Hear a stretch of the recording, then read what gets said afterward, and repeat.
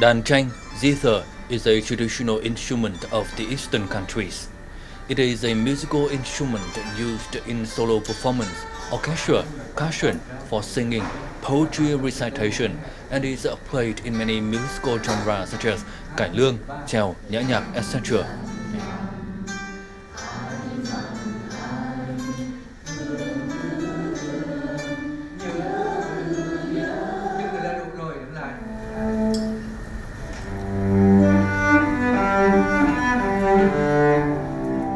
The cello, a Western musical instrument, creates a sound based on the resonance of the barrel and the pulling of the strings.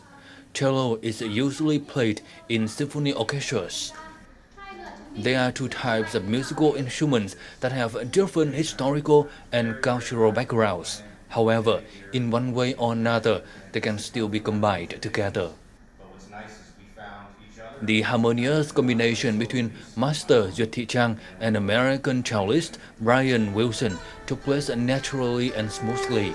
These are not the individual melodies of each instrument, but they are improvised in a fanciful way. The show brought the delicate and overwhelming emotions because their combination has become the limits of space and culture.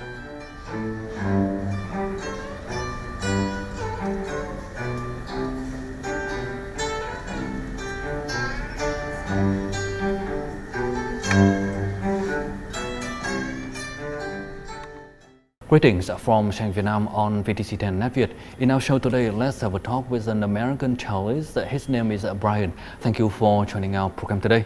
The first question I'd like to ask you is, what brought you to Vietnam initially? Great question.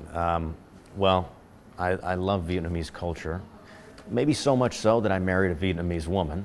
So my wife is Vietnamese, Duyệt Thị Trang, and she got a grant to work here through Fulbright. So to do a workshop. So after I trapped her in America, we got married, she couldn't leave, and we had a baby. We could finally come back to Vietnam and I could experience the culture. So we came here, she's doing her workshop, and I'm exploring musical avenues. This time you're working with a Vietnamese artist, the zither artist, for the combination between Vietnamese traditional musical instruments and the cello, the Western musical instruments. So can you share with us about the initial idea for this performance? Yeah, with Tay, we first met, again through my wife, and we just kind of hit it off. He doesn't speak English, I don't speak Vietnamese, and we just played, we improvised together. So after kind of just feeling each other's energy and spirit, we realized that the combination of cello and Đàn Tranh was really great. So we actually played a couple workshops. We did a couple other performances together, and we just thought, this is something that we can really share with the world. Before working with Thị Trang, what did you think that the combination of zither and also the cello would be? I didn't know that much about traditional Vietnamese instruments before I came here. And so I hadn't really envisioned, maybe I'm going to be playing with a zither or whatever. But I've had a lot of experiences in my musical career where I've been able to just explore different options and improvise in different settings. So jumping into something like this wasn't too foreign for me. It kind of felt at home. And again, Tay and I, we really work well together. So I didn't have any expectations. We gave it a shot, and it turned out beautiful, and I was very happy with it. Yeah. It is an improvised music performance. So did you work together for the show, or did you rehearse with each other? No, actually, we didn't have any rehearsal prior to this, besides the other times we've played, like in the jungle. Usually when we play, it's spontaneous. We just kind of, again, feel each other's energy and just create something in the moment. It's not something you could really rehearse unless we are playing specific traditional songs, which sometimes Tay will get into a little bit, and he'll go off those, and I'll use that as inspiration and use that as a musical landscape and kind of branch out from there. Yeah.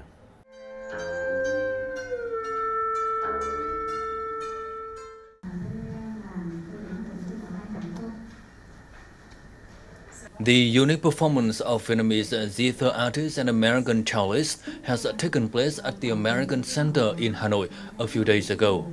The performance has also two special guests that accompany Master Trang and Bryan on a number of improvisations. They are Lee Fan and Elliot Mandares.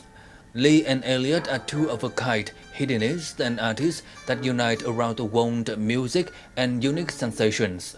They enjoy spending time dancing, traveling, or discovering music with numerous ethnic instruments collected during their journeys.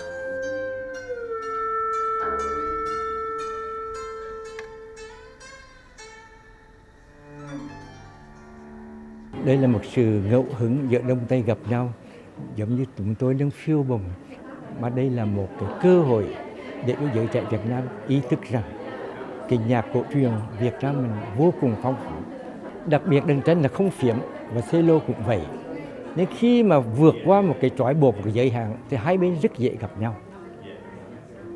Và điều đó làm cho những cái tâm hồn có một tần số cùng rung động thì rất dễ kết hợp. The light, smooth melody of the zither artist Duyệt Thị Trang and the warm, touching melody of the cellist Bryan and other artists have blended together, creating a rich and attractive music space. This concerto of cello and zither has attracted the attention of many music lovers. Tôi thấy đây một sự kết hợp rất chi là thú vị và đặc sắc ạ. Vì giữa một đàn tranh là một thể loại nhạc của dân tộc ấy, và đàn cello là một thể loại nhạc cụ về cổ điển nghệ thuật, cổ điển, mà hai cái kết hợp được với nhau một cách rất chi là sáng tạo. Nên tôi thấy rất là hay ạ. Mặc dù hai cái âm nó vẫn có những cái sự giao hưởng hợp với nhau, không bị như kiểu là đối nhau quá ấy ạ. Khi nghe cái sự ngẫu hứng được chơi bởi hai loại nhạc khá là khác nhau từ phương Đông và phương Tây, thì em cảm thấy là các tông nhạc từ thăng trầm được hài hòa kết hợp với nhau, và em thấy là nếu như những người bình thường nghe thì họ nghe tách riêng ra từng loại nhạc một thì họ sẽ cảm thấy là rất là khó mà để có thể kết hợp được. Nhưng mà khi mà có sự giao thoa giữa hai dòng nhạc này thì mình cảm thấy khá là đặc sắc, và không nghĩ là nó lại được kết hợp một cách nhuần nhuyễn và kiểu dễ nghe đến thế.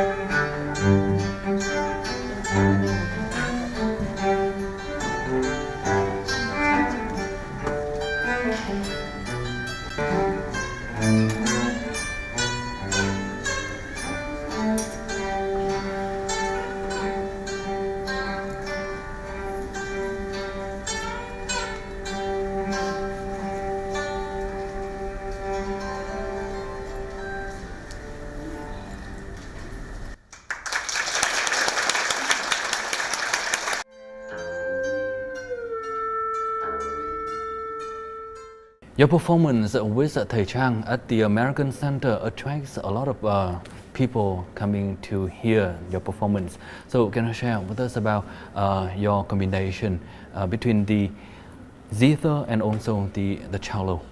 Well, we did a couple solo pieces at the beginning. He played a solo piece, and he's very interactive with the audience. And I played one solo piece of my own where I wrote it for my grandma. It's on my first album. Then we kind of collaborated, and we sit down, we play, we make sure we're in tune, and then we go from there. And like I said, Tay sometimes uses the Vietnamese, some traditional Vietnamese songs as kind of like a basis for the ideas for the music, but I don't think he sticks strictly to them. And I'm not a master of Vietnamese music, so I'm just trying to follow along and make something sound good. It's a cross-cultural experience, right? You know, Vietnam and America have had, you know, a very storied past, right? And sometimes the best way to communicate is not necessarily through talking or through, you know, other types of discourse. It's through music, in which you don't really need a language. You just need the music, you need the vibrations, and I'm happy to say that I think we achieved, you know, a good outcome with that. Do you have any message that you'd like to tell the audience of your show? Yeah, I would say that, you know, both Western classical music and Vietnamese classical music, or Vietnamese traditional music, are strict canons. You know, they have their own set things. But just because you grow up in that tradition and that style of playing doesn't mean that you can't branch out and see that there's a whole other realm of music that you might not have even known existed, and have the ability to try to collaborate and create something new. That's what I think is most important. Take something old, use it as your basis, and then create something new with that. Working with the Vietnamese artists, the zither artists, and also the Vietnamese musical instruments. So what would you have to say about the musical instruments and also about the Vietnamese artists? It's an extremely varied tradition. I was just actually learning from some of our guests that were on the show. They're more well-versed in Vietnamese music than me, and they were teaching me all the different types of tai tu. One instrument I really love in the Vietnamese instrument canon is the Dan Bo. The Dan Bo, I really think, is a beautiful almost kind of mystical instrument that I don't hear something very similar in Western music, and I'd love to actually learn that instrument myself if I have the opportunity to. Yeah. In the future, will you continue to work with some other Vietnamese artists, and especially combine cello with some traditional Vietnamese musical instruments? Yeah, like I was saying, Dan Bo, I think I would love to combine that with cello. I'd also love to learn it myself. But I would love to continue playing with Tay and expanding upon what we have here. You know, doing improvisations, but then also me learning more of the core Vietnamese music, and again, using that as our basis and then growing it into something that's new and different. Well, I'm here for about a year, so I have time. I've got time to do it. So I hope to study with someone. I haven't found a Dan Bo teacher. If you know someone, let me know. But yeah, I very much want to explore more traditional music. Once again, thank you for joining us, and we are looking forward to your performance, the combination of cello and the Dan Bo, traditional musical instruments of Vietnam. Thank you very much. And that's all we have for this episode of Sharing Vietnam today. For comment and feedback, don't hesitate to write to us at sharingvietnam@netvietv.net. Thank you for watching, and goodbye for now.